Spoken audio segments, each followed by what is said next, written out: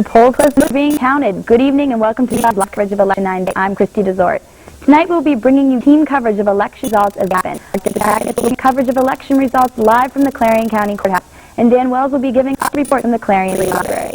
Joining me in the studio is Tracy Campbell, who will be bringing you news updates. And Danielle Boss will be interviewing Dr. from the Political Science Department on the Clarion concerning issues of this year's election. We'll be with you keeping you updated on as they're counted. The Associated Press reports Republican Tom Richardson won a second term as governor based on voters of the precincts. In the race for senator, the Associated Press reports that Arlen Specter will serve a fourth term. These results are based on a poll conducted by voters, news services, Associated Press, and 5 television outlets. The poll also showed that about 40% of the voters were 65 or older. Democrats and Republicans each accounted for about 40% of votes, with about 18% of voters reporting they are independents or members of other parties. More than half of the voters approved of the way President Clinton is doing his job, with the 40% saying they were unhappy with Clinton's work. The survey conducted about 599 voters and they randomly selected statewide a voting service. And now we'll take a look at our latest election coverage. In the 35% of the precincts right now, Tom is 58%, Idakin is 31%, Pavlicek is 10%, and Ken Krawchuk, the Libertarian, is 1%. And also, just in, George Pataki has been elected as governor of New York. And right now, we're going to take a look. We're going to go live to the Clarion Free Library with Dan Wells, who begins our TV5 coverage. Dan?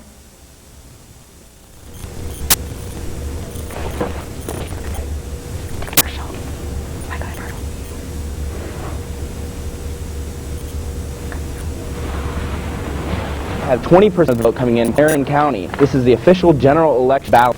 The Republican ticket seems to be the key, as Arlen Specter, running for U.S. Senator, has gathered 2,724 votes, followed by Democrat Lloyd, 1,009 votes.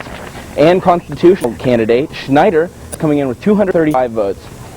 And the final, but last but not least, the Libertarian Party is followed by Itaku with 75 votes. As we move on to governor and lieutenant governor, Bidge and Schweiker have 2,054 votes. This is all state that 20% of the vote in Clarion County alone. Kin and Medvinsky, the Democratic ticket for governor, have pulled in 1,881 votes, and Littig and Clymer have 908 votes. Also, Krawchuk and Haller have 50 votes.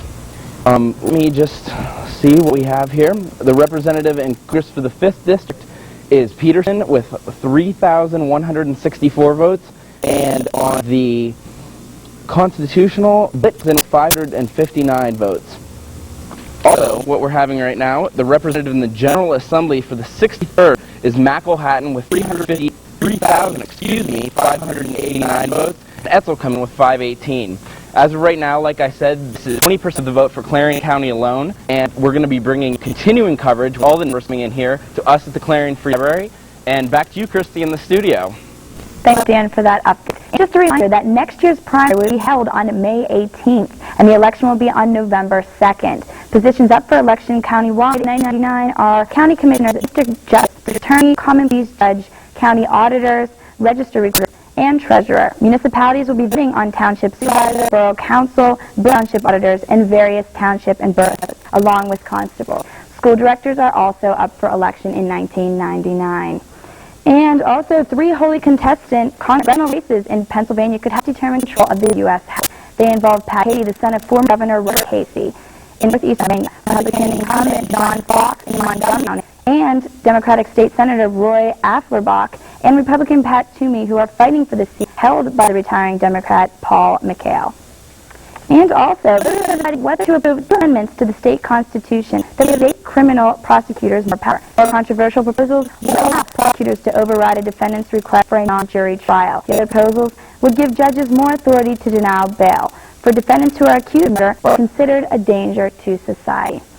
And also, we're taking a look at all the Clarion area, and we just wanted to ask you, did you know over 250 officers were up for election throughout the state today? Those officers included the United States Senator, State Governor, Lieutenant Governor, 21 United States Congress seats, 25 senators in a General Assembly, 203 representatives in the General Assembly, and members of the State Committee, as required by the qualified parties in Pennsylvania.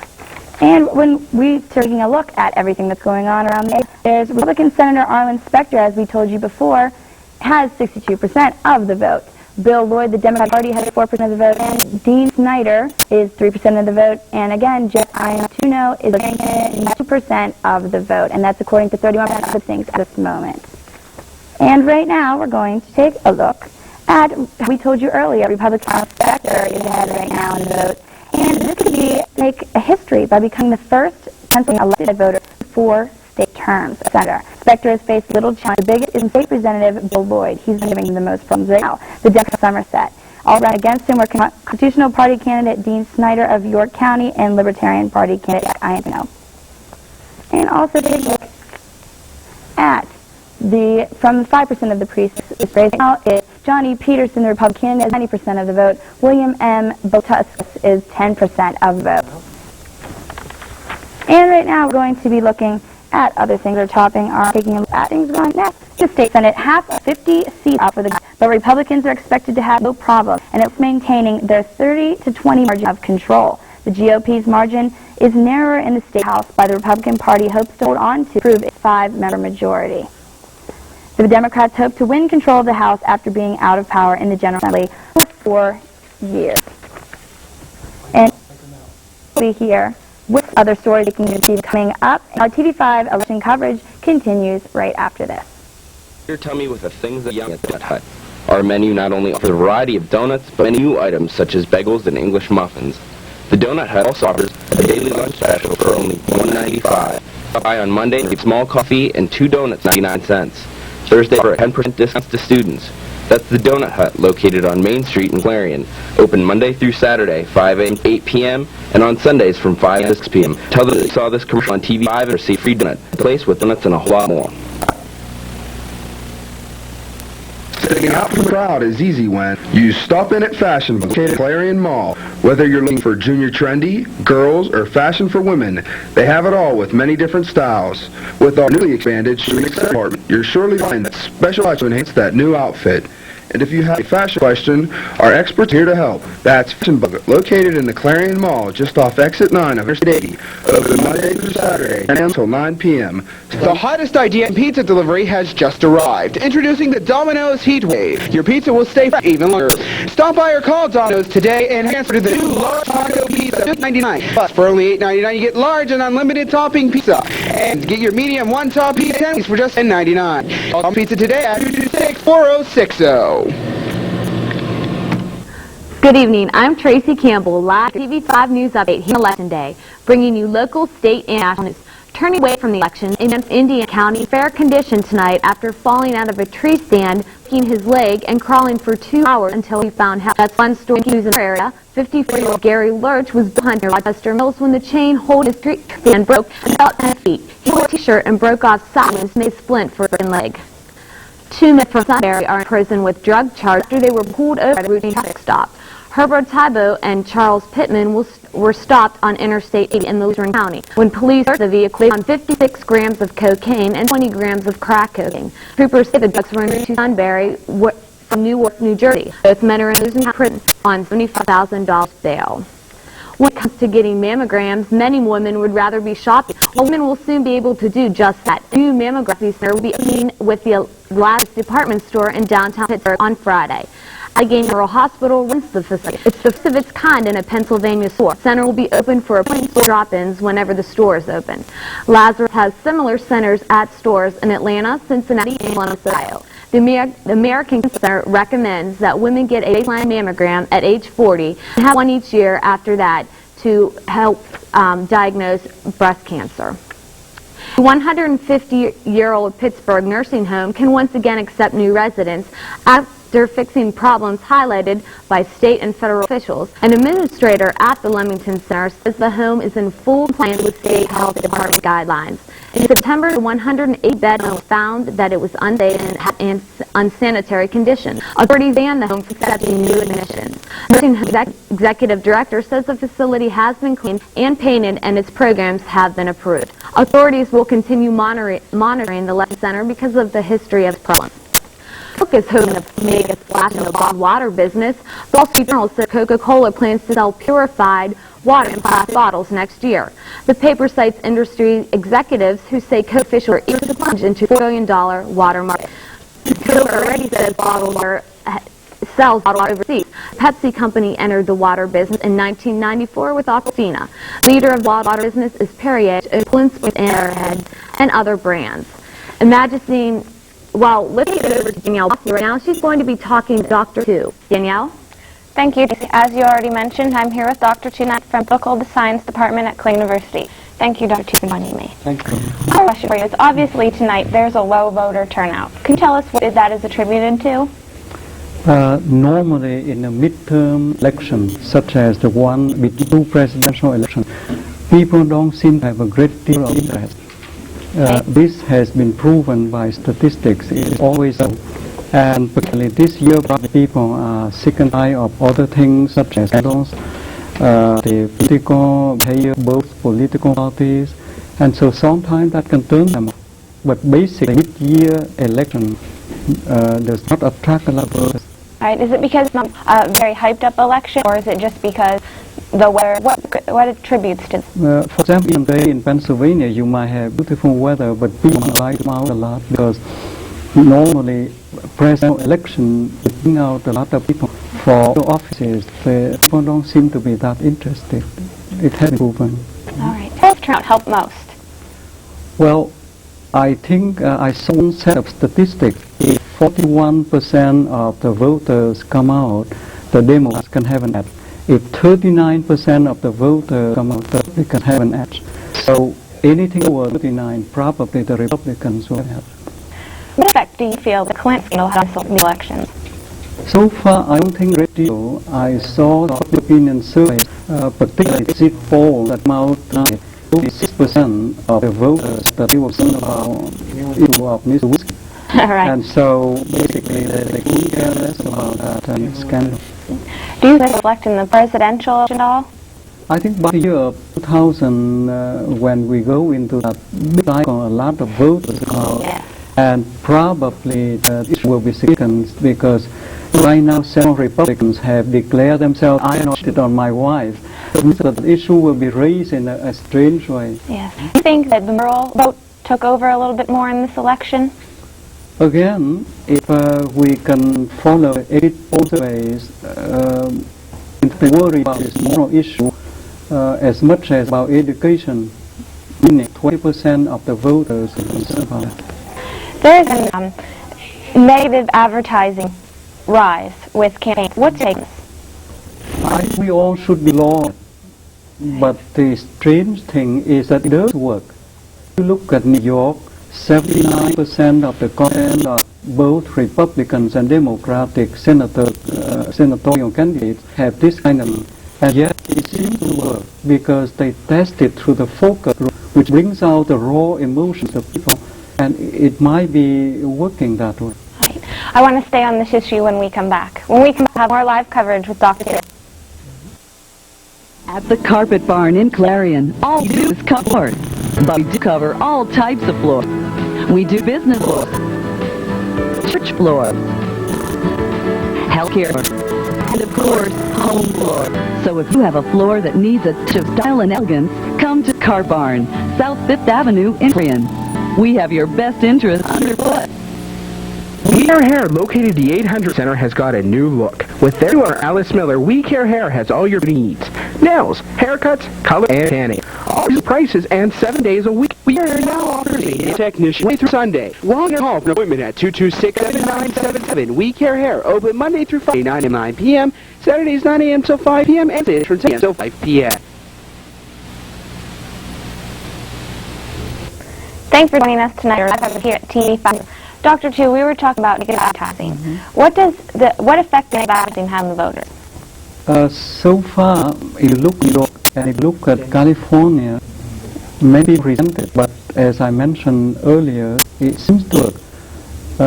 This is something that psychologists somebody might have to find out because it used to the works in voter, but it seems to work. The more this kind of negative campaigns come out, the more the person who doesn't win seems to be that way. Do you think that this negative advertising has any effect of low voter turnout? Definitely. Even in my classes of American government, students would say, I'm not going to vote if they throw dirt at each other's way. And this is the young group that might become leaders of the future, and they are to think about other people out there. So I think that that's a bad lesson, and our politicians ought to be very careful of this future. On this year's ballot, there were 2 resolutions. How do you feel the public understood what was being asked? I happen to have what wrong here about one seems to be easily understood by common voter. Number 2 seems to be a little bit more difficult. And I think that the first one, it is somewhat strange the way it is written. For example, normally a judge has the prerogative to issue a bill or not. In other words, here, if we do this, it raises the problem of having the evidence presented first in a big way. Normally that would come in the trial. And second thing is the word presumption great that the accused committed, and the word presumption great, it is the way. And so I think that's something that is significant. And how do we know the penalty is life in prison? In other words, all of these are beside the trial itself, so it seems to be somewhat very strange. And the second one, I think it's difficult for common voters to see here. Normally, a person accused of a crime can request a bench trial, meaning depending on the case. But here, I think that it is wise that everyone should have jury trial, even though if the accused requests the other way. So I don't know how people react to that, but I think that the number 1 can raise a lot of issues. All right. Out of the 2 resolutions, the first one, you gave us your thoughts. What do you feel the effective vote will be around about these 2 resolutions? I think that the number 1 will be voted on very easily, because the idea of locking up some dangerous enemy, it is always appealing to the people. If you see a person so dangerous, lock that person up.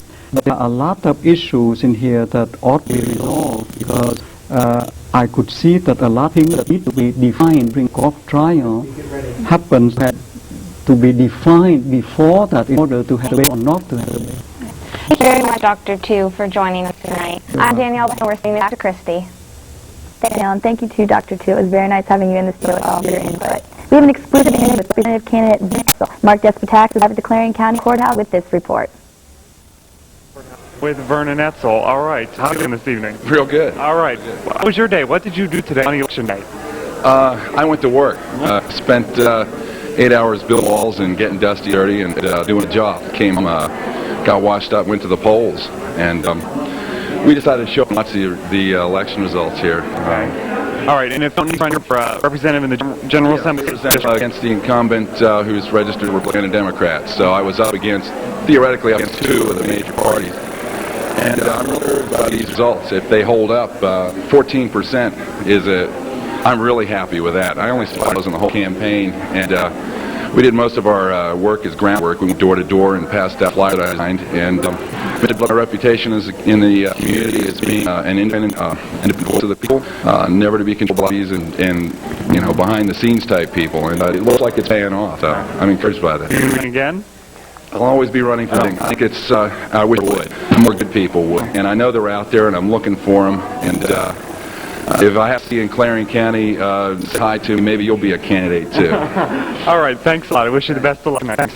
All right. So let me just give you a brief update of what's going on inside the courthouse here. As you can see, there's still a long line here waiting to get to the voter registration office.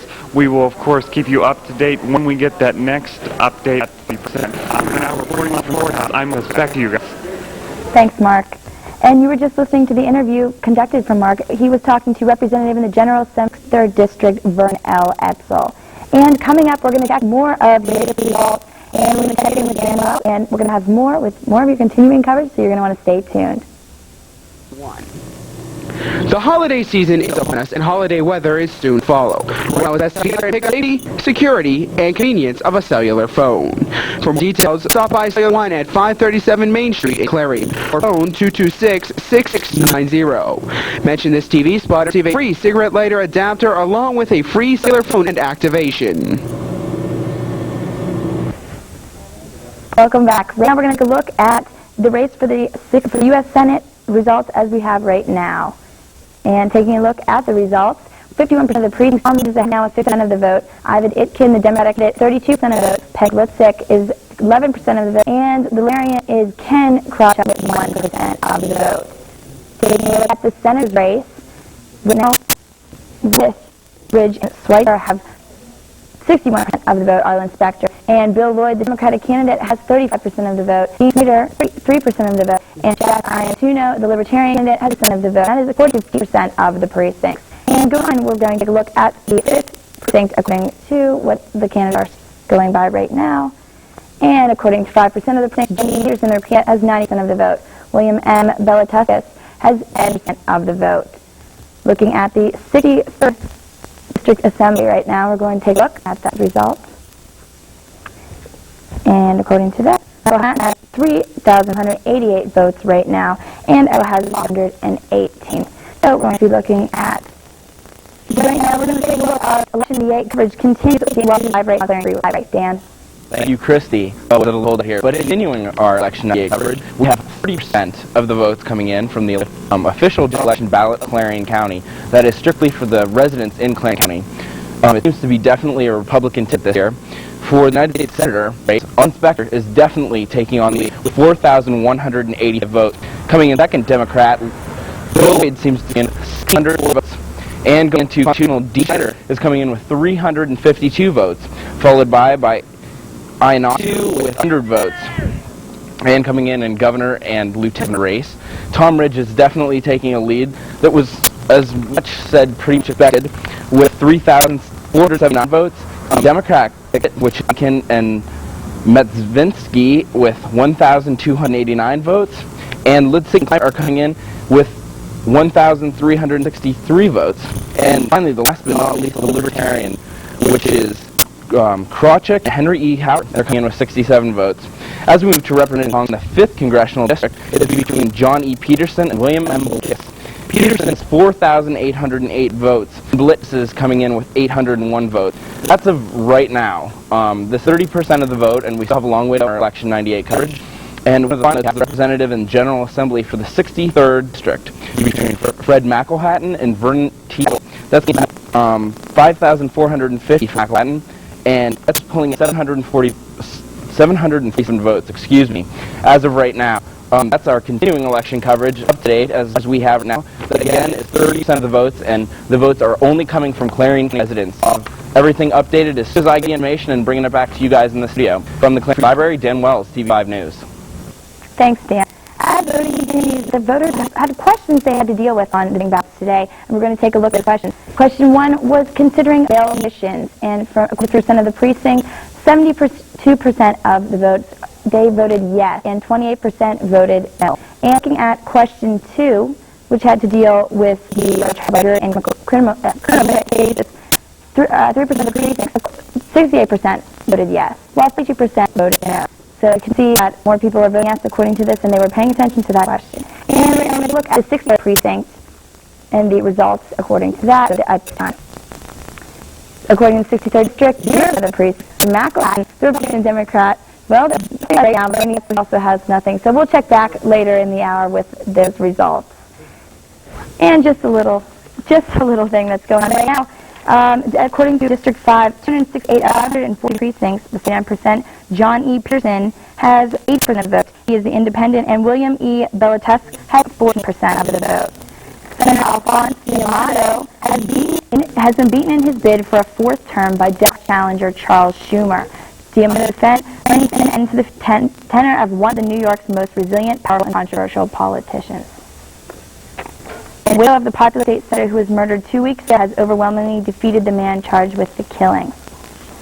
Early returns show Charles with 97% of the votes, while Republican Byron Luper has 3%. And coming up, we're going to be having our political show, so you're going to want to stay tuned for that.